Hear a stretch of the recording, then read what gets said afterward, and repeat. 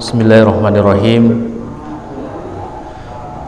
Alhamdulillah wassalatu wassalamu ala Rasulillah wa ala alihi wa sahbihi wa mawalah. Asyhadu an la ilaha illallah wahdahu la syarikalah wa asyhadu anna Muhammadan abduhu wa rasuluh alladzi la nabiyya ba'dah. Ya ayyuhalladzina amanu taqullaha haqqa tuqatih wa la tamutunna illa wa antum muslimun, amma ba'du. Ikhwati fillah rahimani wa rahimakumullah. Kita akan melanjutkan pembahasan secara singkat kitab Al-Qaulul Mufid fi Adillati Tauhid karya Syekh Al-Wasabi hafizahullahu ta'ala. Kita akan masuki pembahasan di halaman ke-54. Pada pertemuan sebelumnya kita sedang menjelaskan tentang Islam dari berbagai sisinya. Apa itu Islam? Apa saja rukun-rukunnya, dan juga apa saja yang bisa membatalkan keislaman.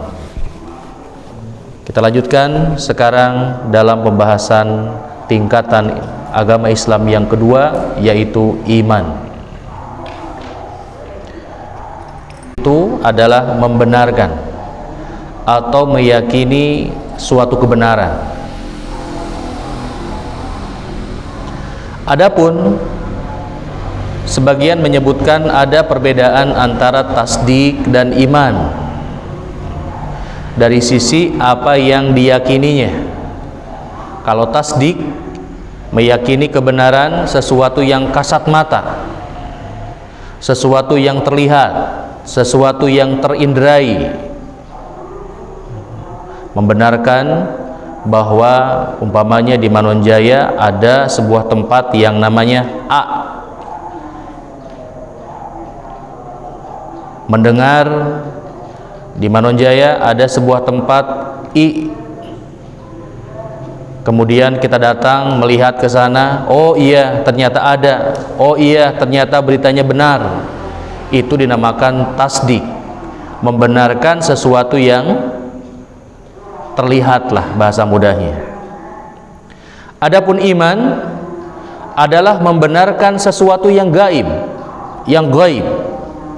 sesuatu yang tak kasat mata, membenarkan sesuatu yang tidak kita lihat, membenarkan adanya Allah Subhanahu wa ta'ala, adanya malaikat di kanan kiri kita, ya, adanya malaikat yang datang kemudian duduk bersama orang-orang yang menghidupkan majelis ilmu, adanya kitab Lauhul Mahfuz, adanya kehidupan akhirat mulai dari alam barzah, pertanyaan dua malaikat, hingga nanti al-jannah dan nar. Bagi kita saat ini semuanya adalah perkara yang gaib. Baik, itu pengertian iman secara bahasa tasdik dan sedikit perbedaan antara iman dan tasdik. Dalam bahasa kita, iman sering diartikan percaya.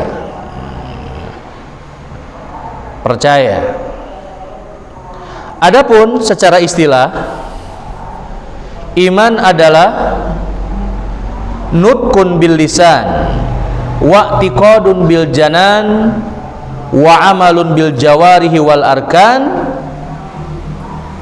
yazidu bit ta'ah wa yankusu bil maksiat, kata Syekh. Adapun iman secara istilah, maksud iman secara istilah berarti iman menurut Al-Quran dan Sunnah, begitu ya. Iman itu adalah sesuatu yang diucapkan dengan lisan, diyakini dengan hati, diamalkan dengan perbuatan. Iman dapat bertambah dan iman dapat berkurang. Itu pengertian iman menurut Ahlus Sunnah wal Jamaah. Diucapkan dengan lisan, contohnya apa? Mengikrarkan dua kalimat syahadat, mengucapkan dua kalimat syahadat. itu adalah bagian iman yang diucapkan dengan lisan. Yang kedua, diyakini dengan hati. Seperti apa contohnya? Meyakini dua kalimat syahadat dengan hati kita. Lisan mengikrarkan, hati membenarkan. Dibuktikan, diamalkan dengan perbuatan. Segala tuntutan keimanan dikerjakan. Dan dalam Al-Quran ada 90 ayat. 90 ayat di mana Allah Subhanahu wa taala menyebutkan tentang tuntutan-tuntutan keimanan, diawali dengan seruan ya ayyuhalladzina amanu. Ada 90 ayat. Sebagai contoh, tuntutan keimanan dalam surat Al-Baqarah ayat 183. Ya ayyuhalladzina amanu kutiba alaikumusiyam. Wahai orang-orang yang beriman, telah diwajibkan kepada kalian ibadah siam, ibadah puasa. Maka menjalankan ibadah puasa dengan penuh keimanan ini merupakan perbuatan iman, iman yang dilakukan dengan amal perbuatan. Contoh lagi, ayat yang diawali dengan ya ayyuhalladzina amanu selain ayat tadi. Ya ayyuhalladzina amanu sta'inu bis-sabri was-shalah. Wahai orang-orang yang beriman, mintalah kalian pertolongan kepada Allah dengan sabar dan salat.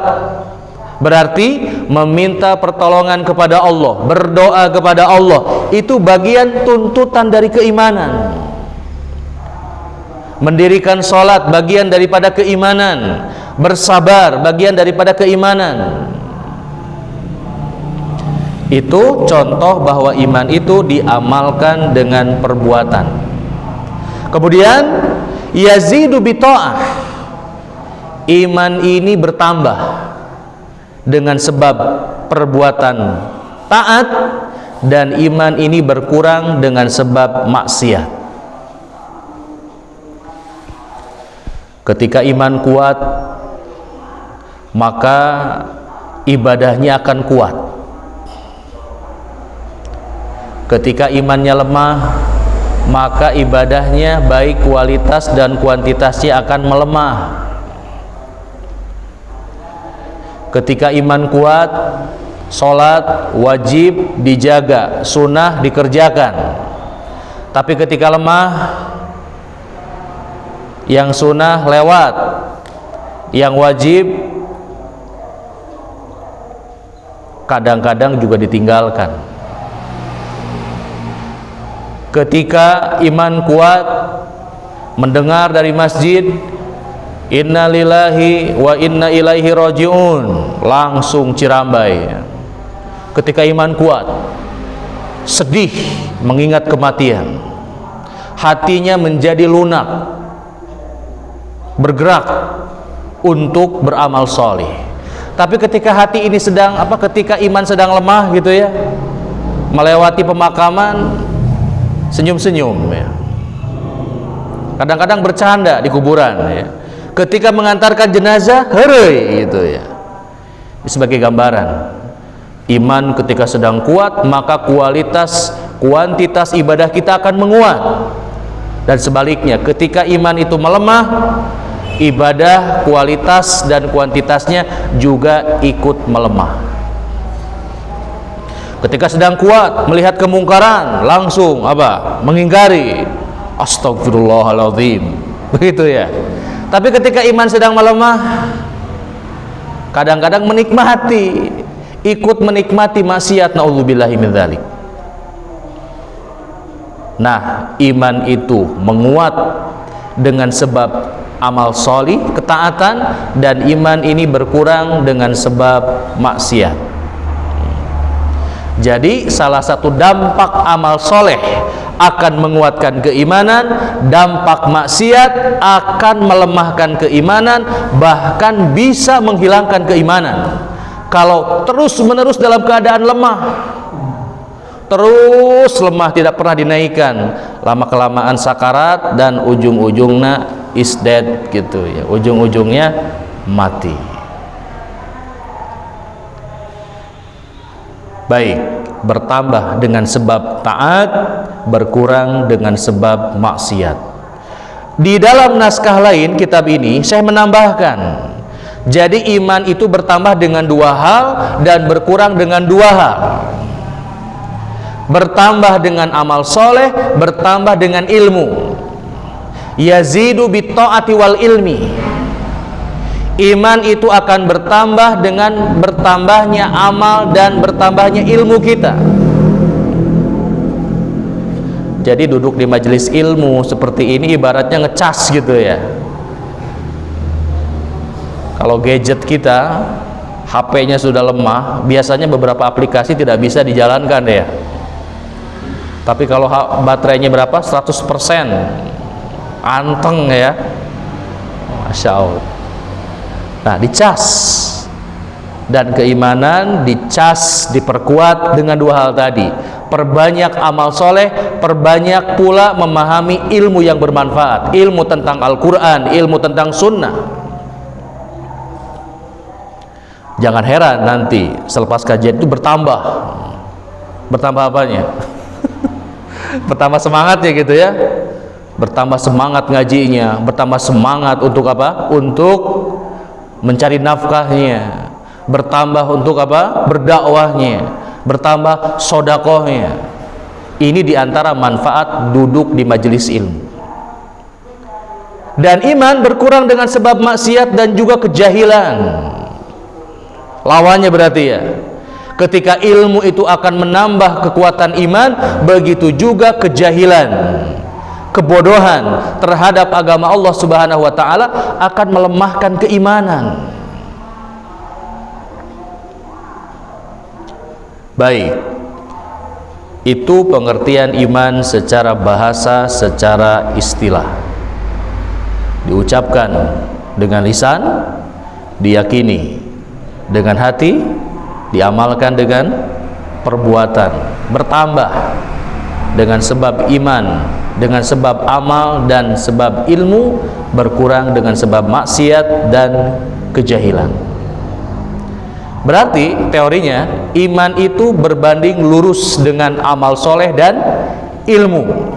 Semakin banyak amal solehnya, semakin tinggi ilmunya, maka semakin tinggi, semakin kuat keimanannya.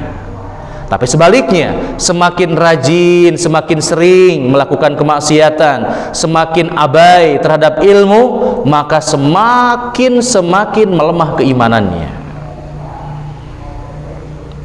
Baik, itu pengertian iman, dan Syekh membawakan banyak dalil tentang perkara ini. Kita lanjutkan bab selanjutnya. Arkanul iman sittatun.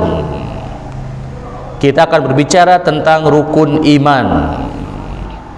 Ya, sebagaimana Islam setelah menjelaskan tentang apa itu Islam, Syekh menjelaskan tentang apa itu rukun Islam. Nah, sekarang setelah menjelaskan apa itu iman, Syekh akan menjelaskan tentang rukun iman yang 6.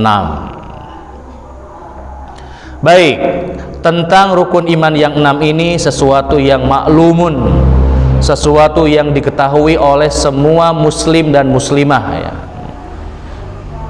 Tapi betul ya, ada sebagian orang, ini cerita ke saya, ada seorang ya yang biasa menerima calon pegawai baru pernah menyampaikan ke saya, ada orang ditanya rukun iman Islam nggak tahu ya.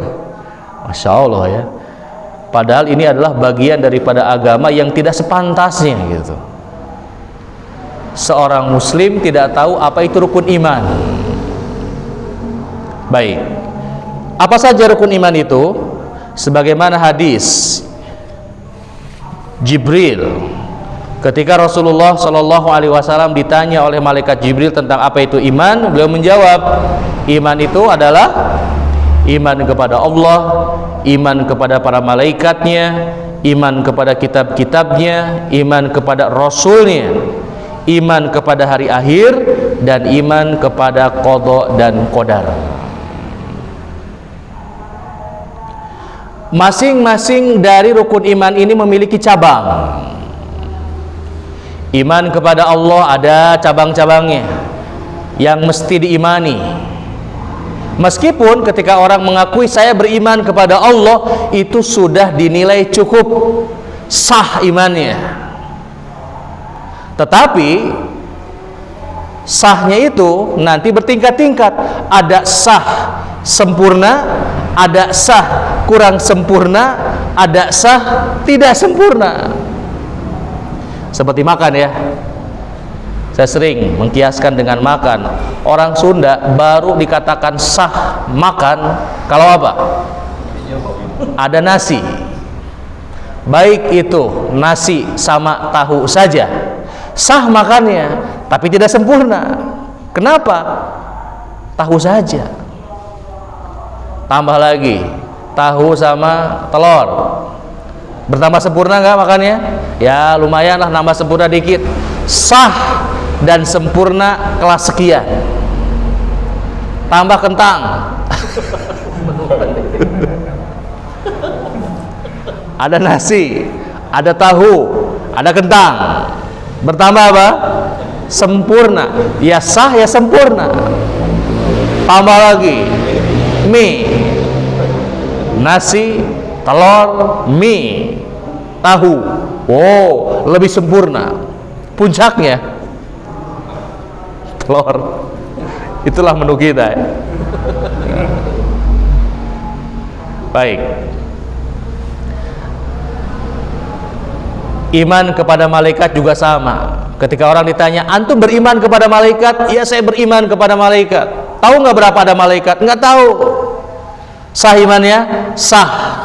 Tetapi kesempurnaannya bertingkat-tingkat seperti kesempurnaan makan sahur tadi.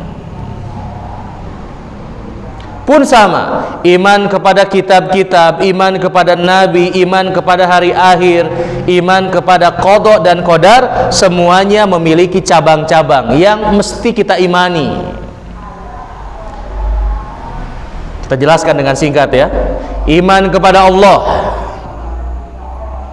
cabangnya ada 4. Dijelaskan oleh Syekh Ibnu Utsaimin dalam kitabnya Ushulul Iman. Yang pertama, iman kepada wujudnya. Beriman Allah itu ada. Yang menunjukkan Allah itu ada dalil Quran, dalil sunnah, fitrah manusia, akal yang sehat. Dalilnya mana? Al-Quran, Qul huwallahu ahad. Katakanlah, dialah Allah yang ahad, Allah yang esa. Hadisnya banyak. Seperti ini hadis ini. Fitrah manusia. Fitrah itu apa ya bahasanya? Jiwa ya. Asal jiwa manusia mengimani adanya Allah Subhanahu wa taala. Adapun orang-orang yang hari ini mengingkari adanya Allah, seperti keadaan Firaun. Lisannya mengingkari, tapi lubuk hatinya yang terdalam mempercayai adanya Allah Subhanahu wa taala.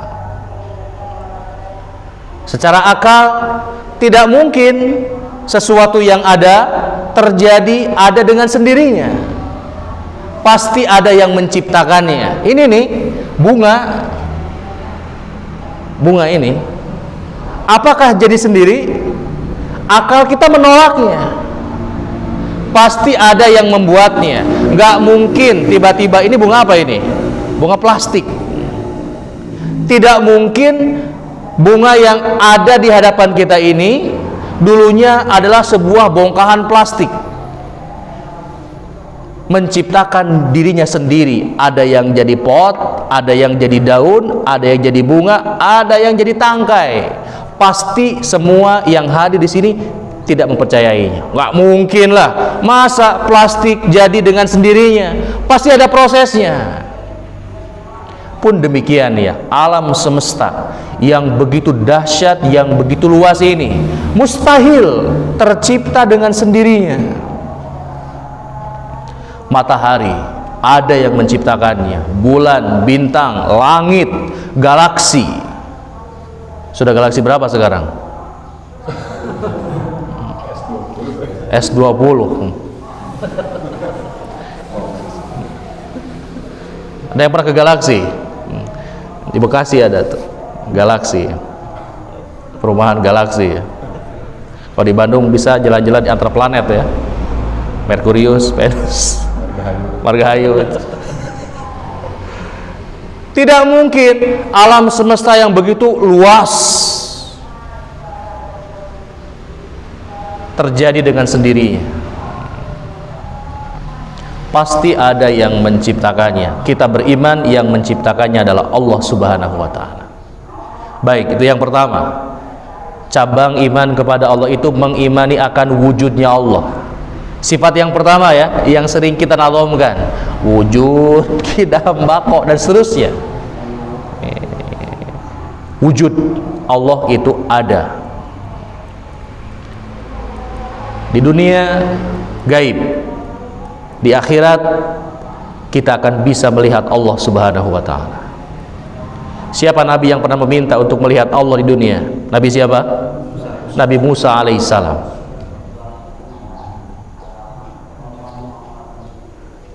Tapi Nabi Musa tidak kuat fisiknya. Ketika Allah menampakkan kepada gunung, gunung itu hancur. Gunung saja hancur, yang terbuat dari batu-batu yang besar.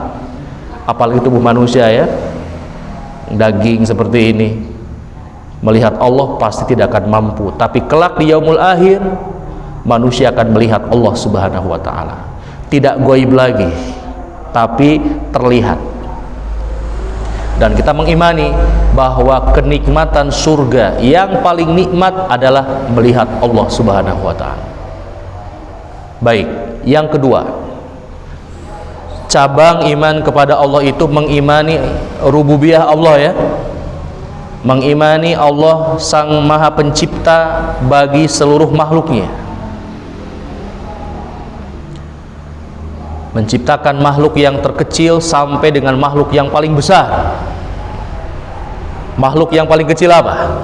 Cacing. Betul? Apa makhluk yang paling kecil? Bakteri. Kalau bakterinya cacingan? Cacingan ya. Bakteri nggak minum obat cacing ya. Ya, bakteri itu makhluk yang hidup ya, kalau bakteri ya.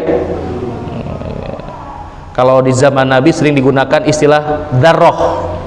Pamay ya'mal misqala dzarratin khairan yarah. Siapa yang beramal kebaikan sebesar dzarrah. Dzarrah itu adalah semut kecil. Itu mungkin binatang yang paling bisa diamati dengan tanpa bantuan ya, tanpa mikroskop, tanpa apa lagi. Semut kecil. Ada nggak yang lebih kecil dari semut yang bisa kita lihat? Di bawah semut ada apa? Anak semut. Semut kecil ya. Kalau mau lihat bakteri itu mesti pakai mikroskop ya, harus pakai bantuan alat. Makhluk yang paling besar apa?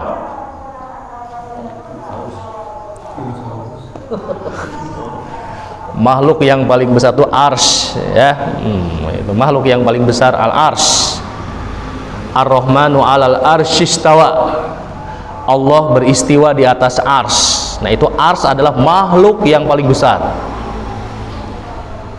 Kalau gajah besar gak? Iya besar. Ikan paus besar. Tapi dibandingkan dengan ars, ya ars ini lebih besar daripada dunia beserta isinya. Ada perbandingan, saya punya videonya, itu perbandingan planet-planet ya. Perbandingan matahari dengan Merkurius, Venus dan seterusnya. Jauh sekali. Ini makhluk yang paling besar, ars ya. Itu makhluk yang paling besar. Selanjutnya, yang ketiga, iman kepada uluhiyahnya. Beriman bahwa hanya Allah lah yang boleh dan hak untuk diibadahi. Selain Allah Subhanahu wa Ta'ala, siapapun itu tidak hak untuk diibadahi. Yang keempat, iman kepada Allah Subhanahu wa taala, yaitu beriman kepada nama-nama dan sifat-sifatnya, beriman kepada Asmaul Husna dan Sifatuhul Ula. Perinciannya akan datang. Itu iman kepada Allah dan memiliki 4 cabang. Yang kedua, iman kepada malaikat juga sama. Iman kepada malaikat memiliki cabang-cabang. Pertama, mengimani bahwa malaikat itu adalah makhluk yang ada, bukan makhluk yang sifatnya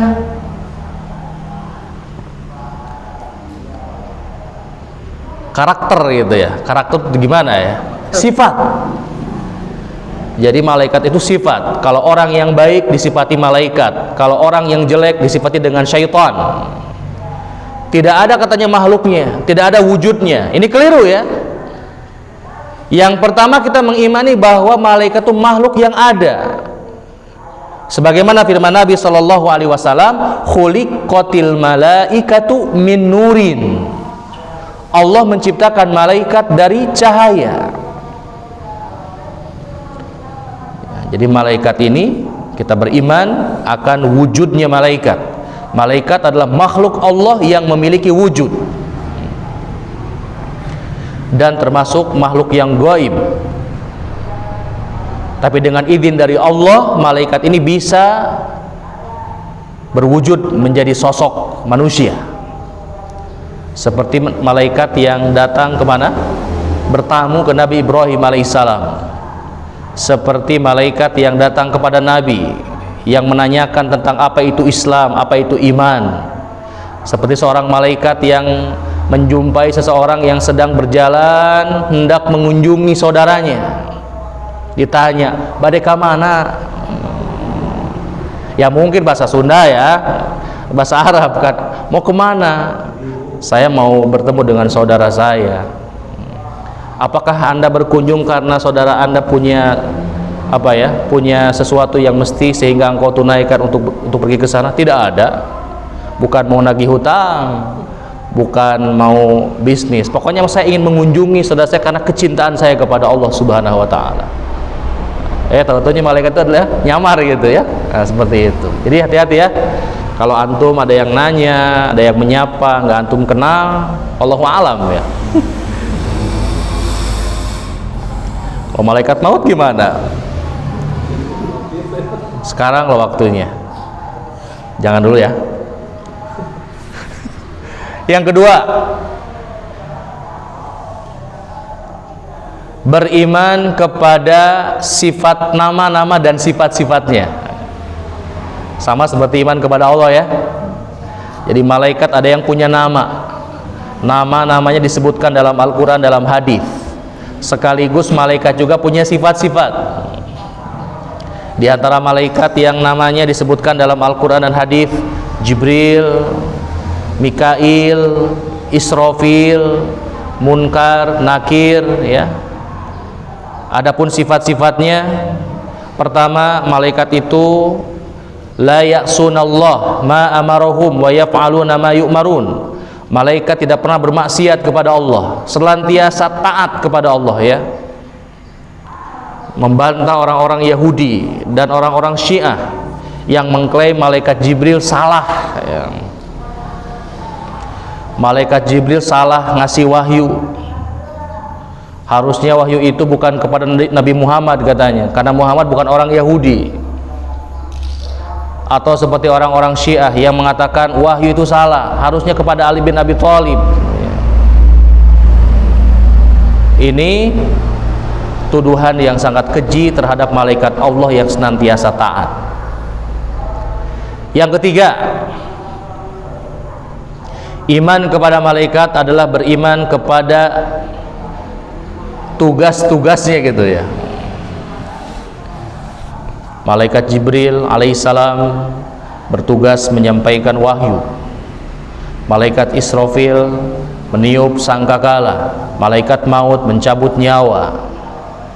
Malaikat Munkar dan Nakir akan menanyai mayit jenazah di alam barzah. malaikat Malik sebagai penjaga neraka, ada malaikat Zabaniyah, malaikat yang memikul arsy, malaikat yang setiap pagi turun ke bumi tugasnya berdoa. Apa doanya? Allahumma ati munfiqan khalafan wa ati mumsikan talafa. Ya Allah, gantilah harta orang-orang yang berinfak pada hari ini. Ya Allah, binasakanlah harta orang-orang yang menahan hartanya untuk diinfakkan atau dikeluarkan zakatnya. Setiap hari itu malaikat turun ke bumi untuk berdoa seperti itu. Ada malaikat yang mencatat amal perbuatan kita. Kita sering menyebutnya apa? Raqib, Atid. Ada malaikat yang mencatat para jamaah yang sholat Jumat di pintu ya, yang mana kalau khutbah sudah mulai, malaikatnya ikut mendengarkan. Jangan ditanya mantum, saya hadir. Nggak perlu. Mau Jumatan di pintu antum bilang saya hadir, nggak perlu ya. Malaikat akan mencatat ya, sudah hadir, insya Allah. Ada malaikat yang pergi ke barat dan ke timur, utara, ke selatan mencari majelis ilmu, kemudian duduk bersama kita. Masya Allah ya, banyak sekali. Bahkan disebutkan di langit sana tidak ada tempat di langit setiap jengkalnya kecuali di sana ada malaikat. Ada malaikat yang Allah ciptakan khusus untuk berzikir kepada Allah di Baitul Ma'mur. Setiap hari masuk 70.000 malaikat. Yang sudah masuk nggak keluar lagi, tiap hari masuk. Jadi Baitul Ma'mur ini seperti Ka'bah ya. Kalau di dunia ini Ka'bah, kata sebagian ulama, kalau seandainya ditarik garis lurus tuh dari Ka'bah ke atas, itu akan sejajar dengan tempat yang disebut dengan Baitul Ma'mur, tempat tawafnya para malaikat di langit.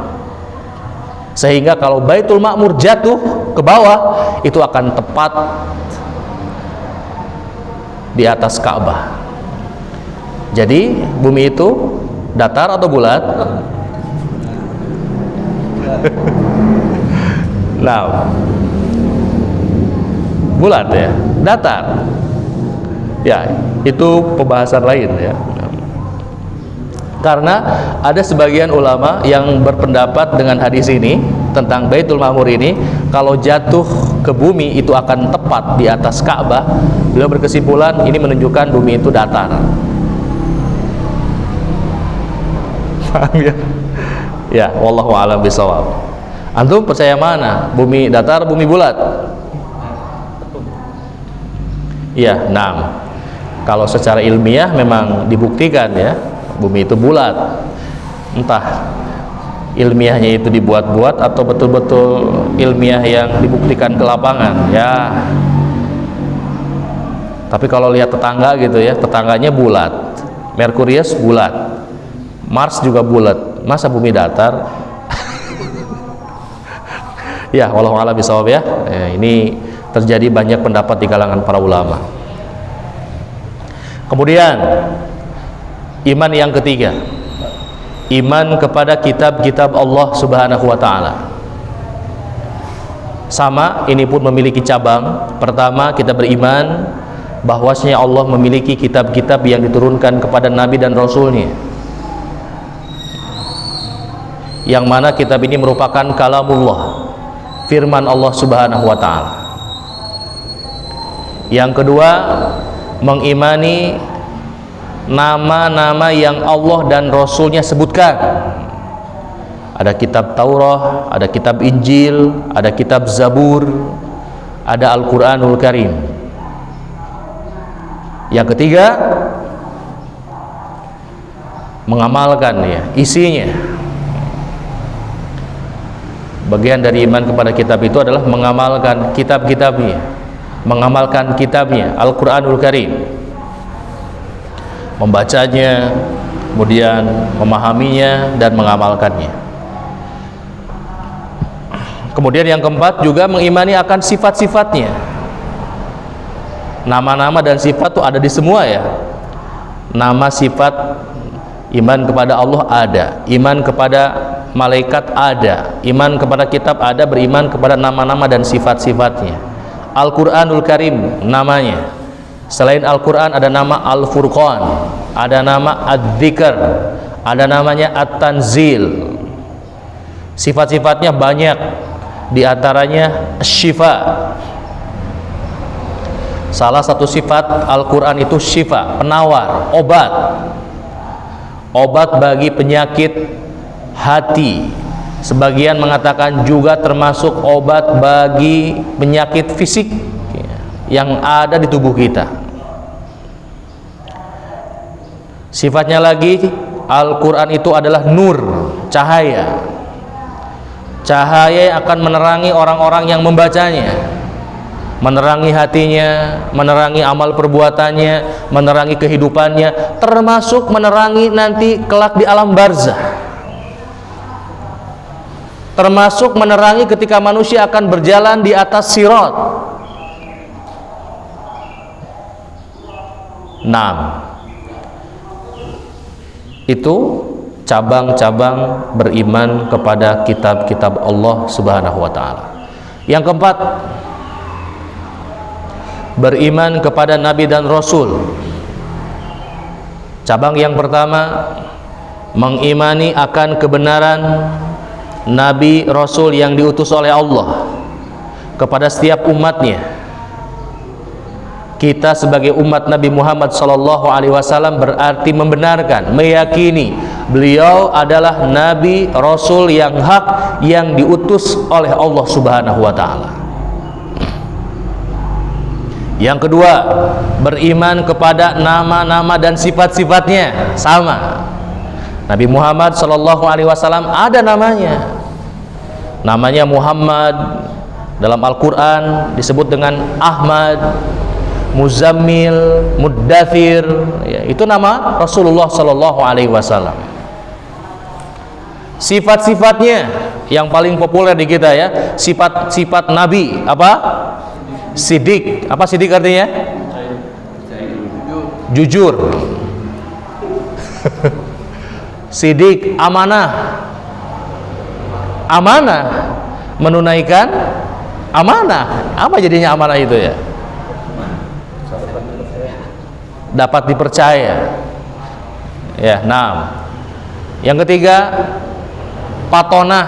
Apa patonah itu? Cerdik, pandai, cerdas gitu ya. Tabligh, menyampaikan. Tidak ada seorang nabi yang menyembunyikan ilmu. Tidak ada nabi yang koret karena ilmu, amal dibeja-beja, nggak ada. Sumput-sumput. Sumput-sumput. Mang niron didinya gitu ya. Nggak ada ya.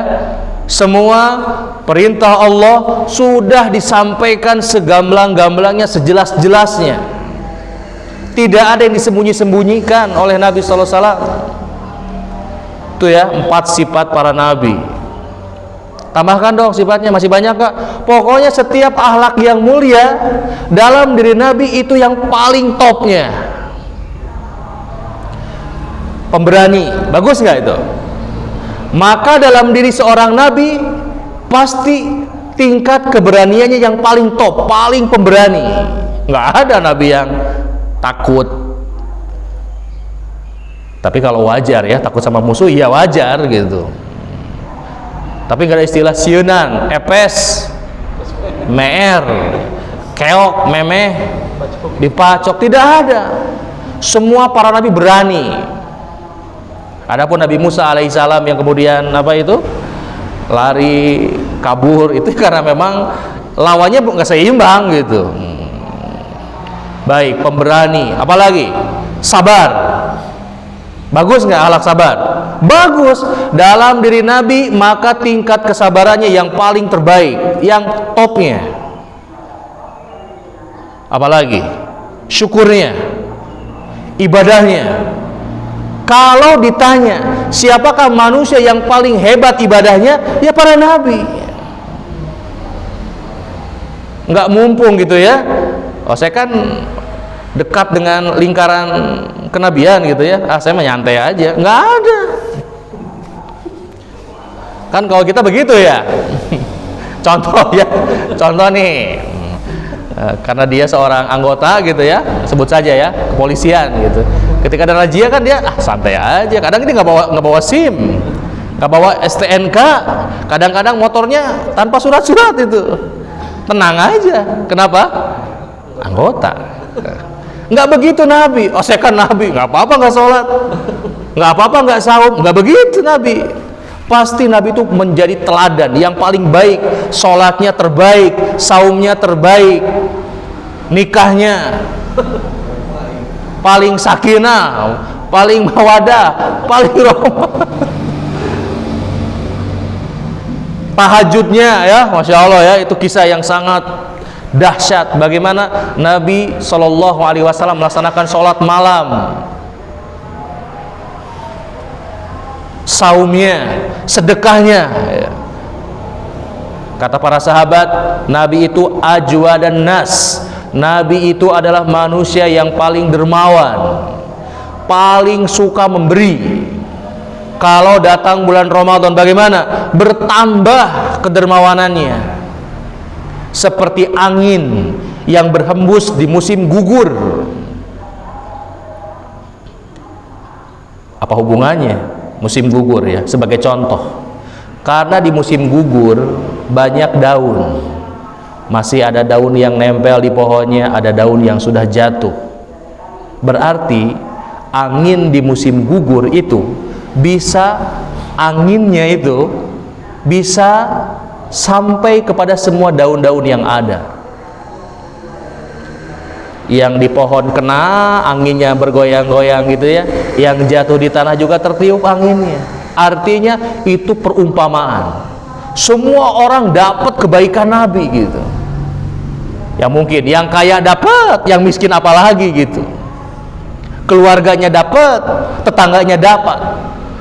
Saking banyaknya kebaikan Nabi SAW di bulan Ramadan. Ya, jadi sifatnya, semua sifat terbaik, akhlak mulia dalam diri manusia, maka para nabi itu adalah yang terbaik memiliki akhlak tersebut.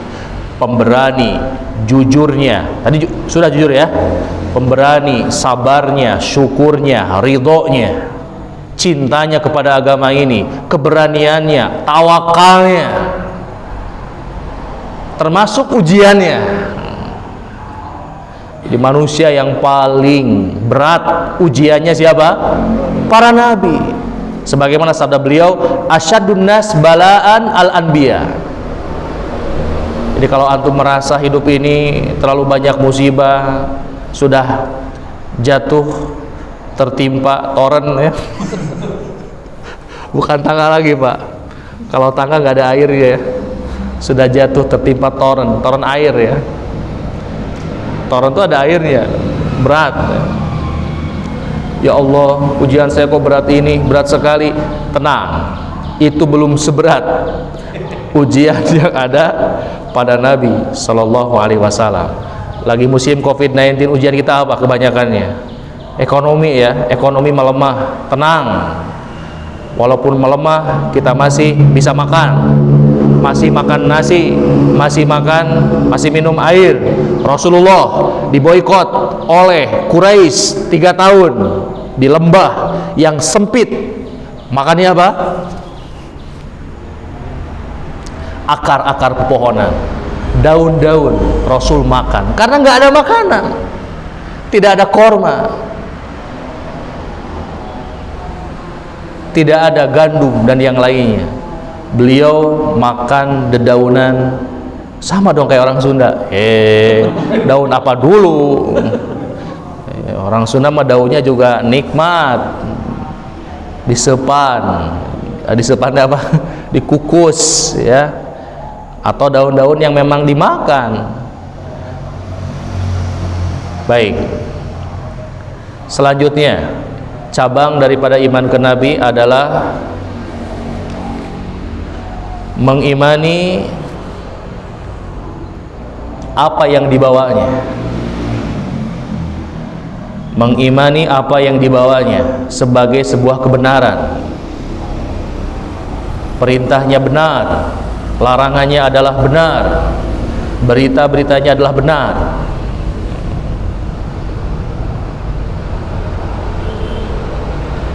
Baik, kemudian cabang iman yang rukun iman yang kelima ya, iman kepada hari akhir. Itu juga sama, ada cabangnya. Pertama, beriman bahwa hari akhir itu pasti terjadi, sesuatu yang benar akan terjadi. Yang kedua, juga beriman kepada nama-namanya. Dalam Quran Allah memberi nama hari akhir dengan banyak nama. Yang sering kita baca Yaumuddin, hari pembalasan, hari agama.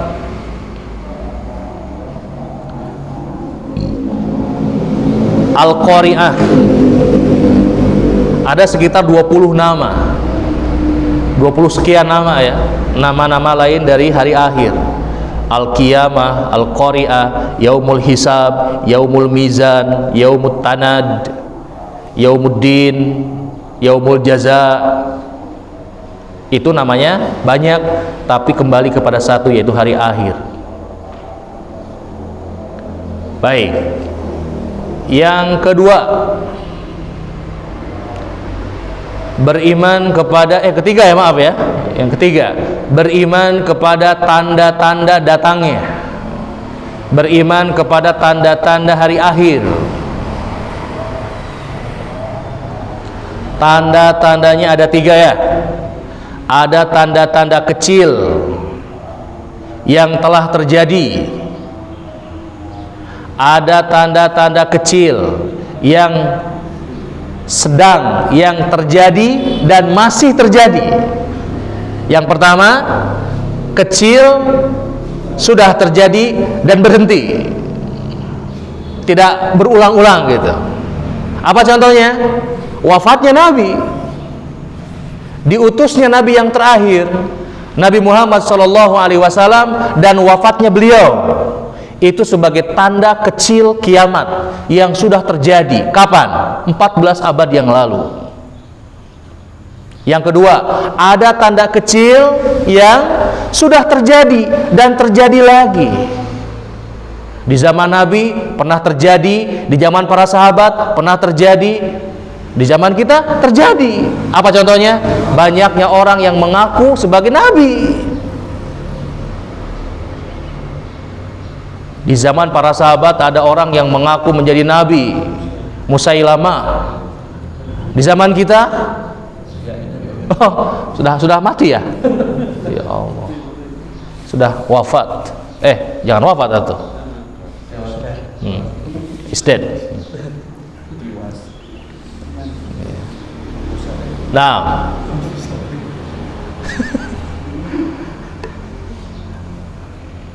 maraknya riba, pembunuhan, perzinahan. Ya mungkin kita harus cari apakah di zaman-zaman sebelum kita itu marak seperti itu. Ya kayaknya sepertinya sama gitu ya. Ya kita tidak memandang zaman sebelum kita, zaman kita saja hari ini. Minuman keras ya, tersebar di mana-mana, perzinahan, riba, pembunuhan. Ini tanda-tanda kecil yang terjadi. Kemudian Rasul ketika ditanya ya oleh malaikat Jibril tentang tanda-tanda kiamat, apa katanya? Pertama, manusia berlomba-lomba dalam mendirikan bangunan. Terbukti hari ini orang berlomba-lomba meninggikan bangunan. Terbukti ya. Yang paling nyata misalkan di sebuah tempat membuat bangunan setinggi sekian ratus meter, sini lagi berlomba-lomba lagi, berbangga-bangga dengan dunia. Kemudian kata Nabi Sallallahu Alaihi Wasallam, di antara tanda kiamat ketika amanah diberikan bukan kepada ahlinya. Idza wusidal amru ila ghairi ahli fantadiris sa'ah. Ketika amanah diberikan bukan kepada ahlinya, maka tunggulah akan kehancuran atau tanda kiamat. Jadi disia-siakannya amanah hari ini. Banyak orang yang menyia-nyiakan amanah. Oh banyak. Pagar makan tanaman, itu istilah ya. Disuruh jaga, malah dicaplok gitu ya. Contoh kecil. Yang ketiga, tanda-tanda besar. Tanda-tanda besar kiamat. Dan tanda-tanda besar ini belum terlihat ya, belum nampak. Meskipun ada sebagian saudara kita mengklaim telah muncul ini, telah muncul ini, itu terlalu tergesa-gesa ya, terlalu terburu-buru.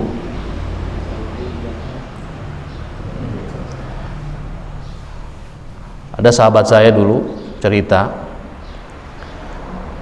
jadi umurnya umat Nabi Muhammad itu kan 1,5 hari katanya. Saya nggak tahu dari mana itu ya, dia mengatakan begitu, 1,5 hari. Satu harinya itu 1000 tahun, berarti umurnya hanya 1500 tahun katanya umat Nabi Muhammad itu. Sekarang 1442, berapa lagi sisanya tuh? 58. Saya bilang ini dari mana dalilnya?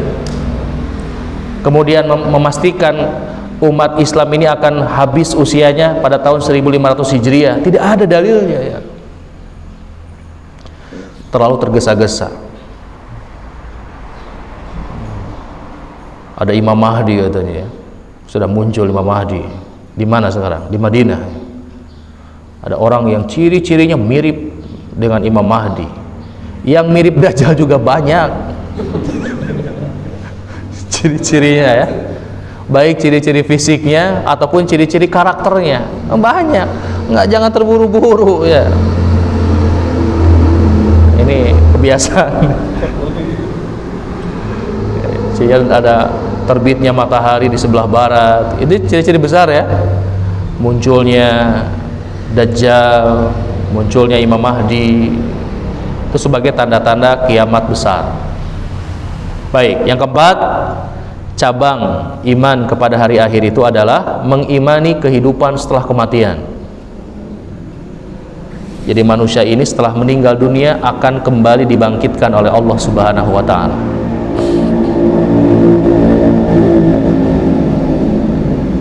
Ya, yang terakhir, iman kepada qadha dan qadar.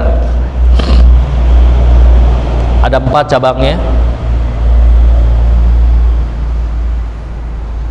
Yang pertama, beriman kepada ilmunya Allah. Jadi kalau kita berbicara takdir, maka kita harus beriman akan ilmunya Allah. Ilmu Allah itu meliputi yang telah lalu, yang telah terjadi Allah tahu, yang sedang terjadi Allah tahu, yang akan terjadi Allah tahu, bahkan Allah mengetahui apa yang terjadi jika seandainya tidak terjadi. Ilmunya Allah ya. Allah tahu nggak kita ini nanti apakah akan menjadi ahli surga atau ahli neraka? Tahu. Allah tahu nggak bagaimana seandainya kalau Abu Thalib itu masuk Islam? Tahu. Saking sempurnanya ilmu Allah Subhanahu wa ta'ala. Yang kedua, cabang dari iman kepada takdir itu adalah iman kepada kitabah. Beriman kepada pencatatan takdir seluruh makhluk dalam sebuah kitab yang bernama Lauhul Mahfuz. Nabi Adam alaihissalam akan terusir dari surga, ada dalam catatan Lauhul Mahfuz.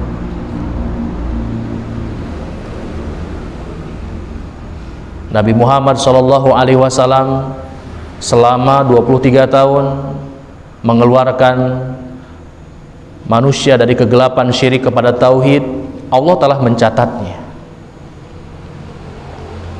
Yang ketiga, beriman kepada masyiah, beriman kepada kehendak Allah Subhanahu wa ta'ala. Apa yang Allah kehendaki pasti terjadi, apa yang tidak Allah kehendaki tidak terjadi. Maka orang yang beriman kepada takdir, dia tidak akan apa? Tidak akan takut atas segala hal, karena tidak akan menimpa kepada kita kecuali apa yang Allah kehendaki. Aduh, naik pesawat takut jatuh, naik kapal selam harusnya gitu ya. Nah, jadi takut, kebanyakannya takut. Tenang, tidak akan terjadi kepada kita kecuali apa yang Allah kehendaki. Termasuk Allah punya kehendak dan Allah pun memberikan kepada manusia kehendak. Hanya kehendak manusia ini lemah. Yang terjadi adalah apa yang Allah kehendaki, tetapi Allah memberikan kepada manusia itu kehendak, memberikan pilihan. Mau surga, dia memilih. Mau neraka, dia memilih ya. Dan yang terakhir, cabang iman kepada qada dan qadar itu adalah beriman kepada penciptaan ya, al-khalqu. Jadi Allah yang menciptakan makhluk dan segala perbuatannya. Nah, itu cabang-cabang iman, rukun iman yang 6 dan cabang-cabangnya. Kemudian Syekh akan membawakan kepada kita setelah itu beberapa dalil dalam Al-Quran yang menyebutkan bahwa iman itu bertambah, iman itu berkurang. Banyak dalilnya ya. Di antaranya firman Allah Subhanahu wa taala,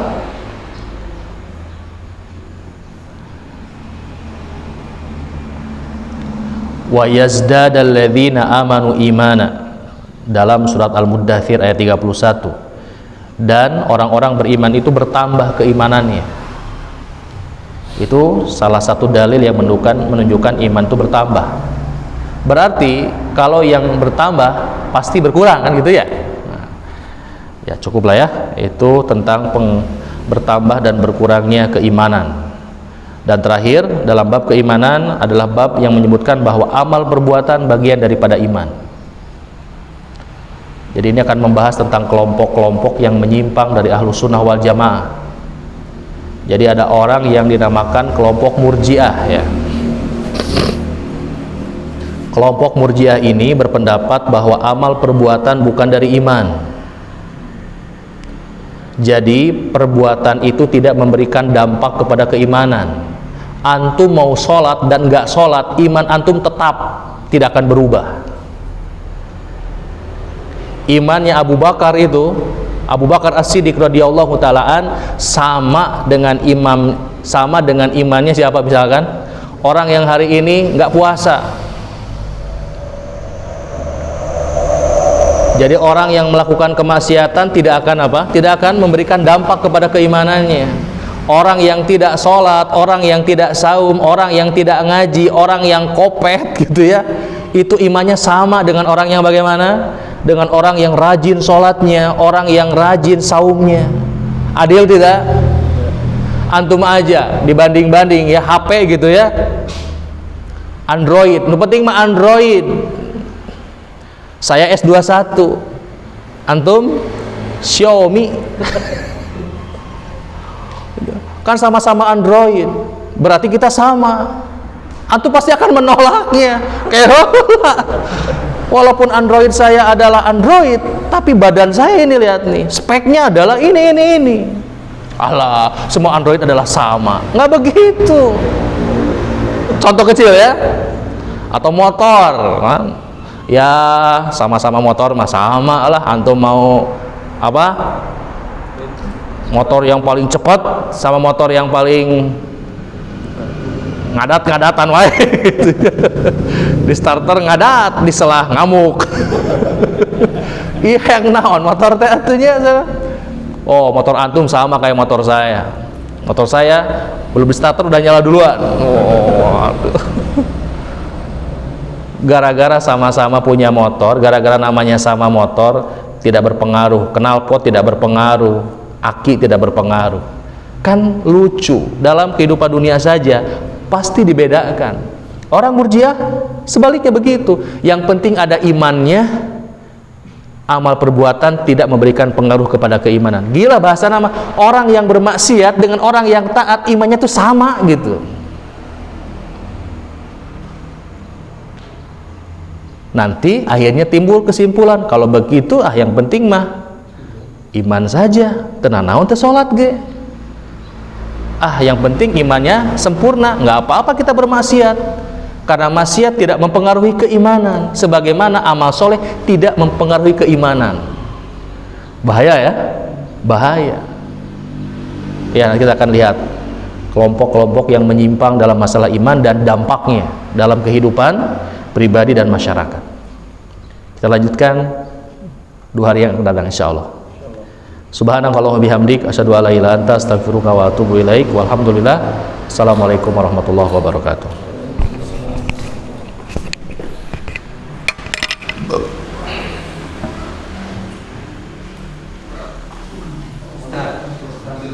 Ya.